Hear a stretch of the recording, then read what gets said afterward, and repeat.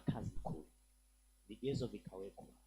Tunahitaji watu wenye elimu, waliosoma. Tunahitaji watu wenye hekima, lakini wajuzi wa lugha, alafu watafundishwa lugha ya ziada ya kigeni. Sasa hivi interview nasema hivi, angalau wanaita vitu vingi, anasema lakini English is a added advantage. Mtu atakayekuwa ana frequent speaking in English will be an added advantage. Anakuwa ana sifa ya ziada. Yaani tukiangalia, una cheti kizuri, una elimu nzuri, sifa yako iko vizuri, wanaongeza kigezo kwamba kama unakuwa na kigezo kingine, hiyo itakuwa advantage. Mtapata A wote, lakini atachukuliwa mwingine ana A kwa sababu ana neema ya kipekee, ana upendeleo, ana sifa ya kipekee. Kigezo hicho kitambeba. Kigezo cha kipekee. Walipoangalia, watu walijitokeza wengi sana. Biblia inatuambia kwenye ile interview vijana 4 wakapewa pia, na wenye usaili wa kwanza wakawepo. Ni maisha yaliyotokea yanaendelea na sasa, watumishi wa Bwana. Ni maisha tunayaishi, ni maisha yanaendelea. Vijana tungesema sasa hivi wimbi la watu wamekosa ajira, si ndio? Ila wako utumwani. Ni vile tu wako utumwani, wako chini ya mamlaka, lakini ajira zienda kutangaziwa kule kule kwenye utumwa. Mungu akiamua kukutafuta, anakutafuta. Uwe mwaminifu popote ulipo. Uwe mwaminifu kwa Bwana. Haleluya. Uaminifu utakubeba kama added advantage. Mungu anavyotafuta, ni nani atakayesimama mahali hapa akukute una sifa ya nyongeza ambayo haipatikani. Wewe na Mungu umeipata kwa ukaribu wako na Mungu. Akiangalia anaona kuna kitu hapa, lazima nifanye jambo. Anaongea akisisitiza katika Timotheo 2:2 ya kwamba mambo yale niliyokuambia, mambo yale ya uaminifu, yafaa wakabidhi watu waaminifu, kwa sababu ajenda niliyo nayo ni ajenda ya kuongezeka. Tunahitaji watu waaminifu. Kwa maana hiyo, tafuta watu walio waaminifu. Ili niweze kutenda jambo, nahitaji watu waaminifu. Uaminifu unabeba, watumishi wa Bwana. Uaminifu unatuongeza. Uaminifu unatupa vitu. Uaminifu Bwana anauangalia mpaka atakaporudi Yesu Kristo. Uaminifu utabaki nguzo kwenye maisha yetu, na pasipo huo hatuwezi kumwona Bwana. Haleluya. Mambo ya uaminifu, yale uliyopokea mbele ya watu wengi, yafaa wakabidhi watu waaminifu. Yale mambo niliyokuagiza, wakabidhi watu waaminifu watakaofaa kuwafundisha na wengine. Sijui kama neno, hebu naomba usome neno hilo. Kumbe kuna mwendelezo. Uaminifu huwa unazaa uaminifu. Uaminifu ukiwepo nao huwa unazaa kitu kingine. Unazaa neema juu ya neema. Ninapokuwa mwaminifu, kuna kitu kinazaliwa. Sifa ya uaminifu ni kuleta matokeo, ni kuleta matunda, ni kuleta neema nyingine ya ziada.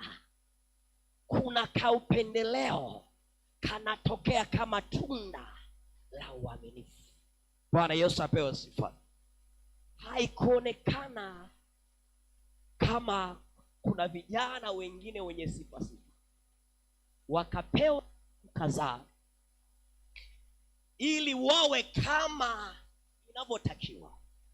Tukawapata vijana 4 hawa, wakapatikana, wakapewa siku kadhaa ili wale vizuri.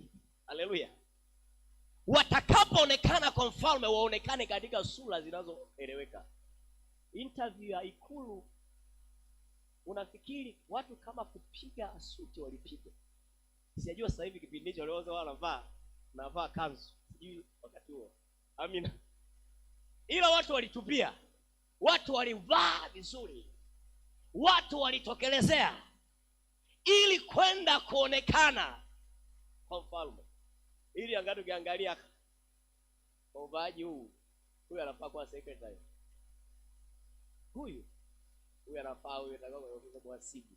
Unapomuona kuna vitu waliangalia vingi sana, lakini moja sifa walizoziweka, Mungu akawaambia kwa siri sana wale vijana, ile kanisa la siri Babeli, akawaambia interview iliyotangazwa, udaili huu, kuna jambo mimi nataka nilitende. Haikuwa sauti ya pile ya panda, aliwaambia kwa siri tu.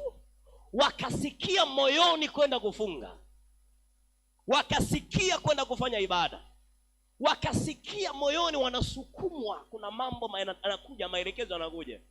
Wakajifungia, wakamuomba Bwana, wakamlilia Mungu, lakini wakamwomba yule aliyeagizwa kuwalisha. Wakasema vyakula hivi sisi hatutatumia, mfalme asijue. Unajua mwaminifu mara nyingi anatenda mambo kuliko vile ambavyo mtu mwingine anaweza kujua.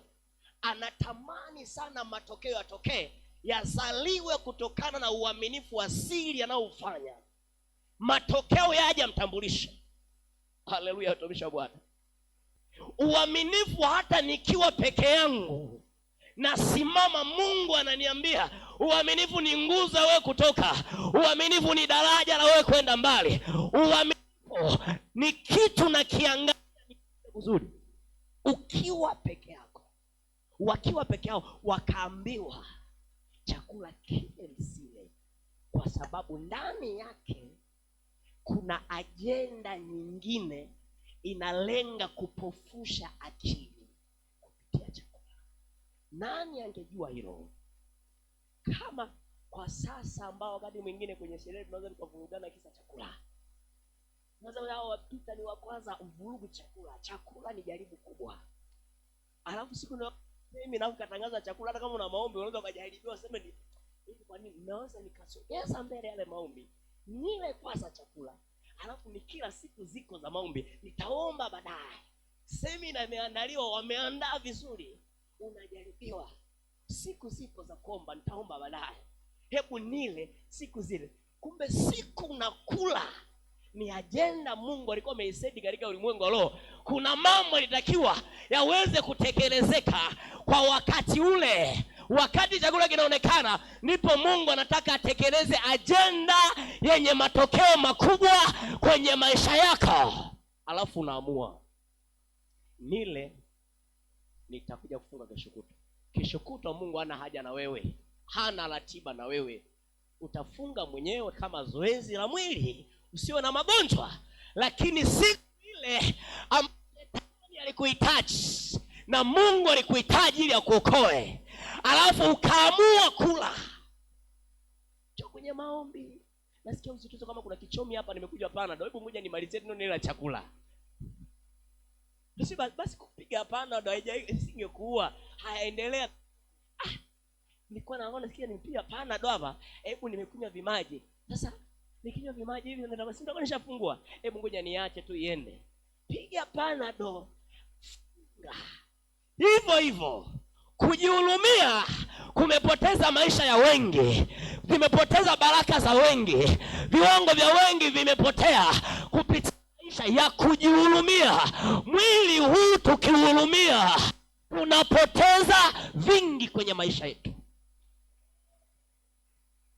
Vijana wale wakasema hapana, sosi wa kifalme tunaomba ukae pembeni na mfalme asisikie. Tunaomba tuagizie mtama. Huenda huu mtama ilikuwa breakfast jioni la maji. Yaani wako kwenye maombi, unaomba tuletea mtama wetu wa mchana na jioni, hebu tuunganishe jioni. Wanakuja wana maombi, wanafuturu kwa mtama na maji. Watu wanapambana na destiny, maisha ambayo Mungu ameyaweka baadaye. Kumbuka Mungu alikuwa ana agenda ya kuponya taifa. Anatafuta watu watakaosimama kwenye taifa hili, wanaomjua Mungu. Ili watu waache kuabudu miungu, anatakiwa apatikane mtu mwenye akili, mwenye hekima, mwenye roho Bwana, atakayesimama pamoja na viongozi, alafu tukakaa meza moja, tukawa tunahojiana, alafu kwenye mahojiano ijulikane Mungu yupo wapi. Nani na Mungu kwenye mahojiano hayo? Tukikaa kwenye meza, unasemaje? Alafu mtu anatoa madini yanayotokana na Roho Mtakatifu, alafu watu wanajiona kabisa kwamba wamepungua kwenye utendaji wao, alafu wanaona kwamba hapa huyu mtu tuliye naye sio kawaida, kuna neema iko ndani yake. Nini kinasababisha? Mungu anataka atimize mpango wake kwenye taifa, mpango wake kwenye mkoa, kwenye jamii, mpango wake kwenye familia, mpango wake kwenye maisha yako. Lazima tukubali kujitoa na kuwa waaminifu, kwa sababu tumekabidhiwa mambo makubwa. Ni vile ujielewi, ni vile wakati mwingine unaenda kwa ulegevu, kwa sababu uelewi wewe ni nani. Kwa jina la Bwana natamani kuona watu waliokolewa wakijielewa ni watu wengine, kwamba wao ni vyombo, wamebeba mambo makubwa. Lazima mambo hayo yafikishwe kama Bwana alivyopanga. Lazima tuelewe tumebeba vitu, watumishi wa Bwana. Hatuelewi. Huenda wende kiongozi wa baadaye, baada ya purukushani nyingi hapa, naona kama ueleweki, unaona tu umemwachia Bwana. Umemwachia Bwana, huenda nataka uje uwe mbunge wa jimbo hili. Haleluya. Kwa mtu mshauri unapiga keyboard hapa, nataka uje uwe mbunge. Hapo tumemwachia Bwana, atajua mwenyewe. Kuna mkakati ambao Mungu anatafuta watu watakaosimama mahali palipobomoka, ili Bwana aleze sifa yake kama ilivyo kwenye mataifa. Kwa mataifa lazima watu wanaomwelewa Bwana wasimame kwa hekima,